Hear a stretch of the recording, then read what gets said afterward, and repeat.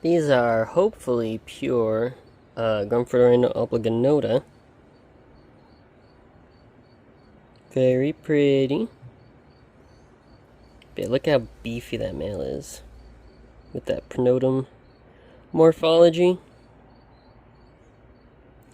Nice big horns, typical pronotum like extension on the anterior margin, whereas a lot of species have a indent or a notch there, but oblongonota got a very prominent extension, kind of like looks like a spoon attached to the front of their pronotum.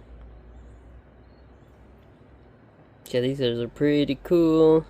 Very nice coloration. I do think these are pure, in my opinion. So, hopefully, they breed. Got a bunch of fat females that I'm hoping will pop soon. Guess we'll see.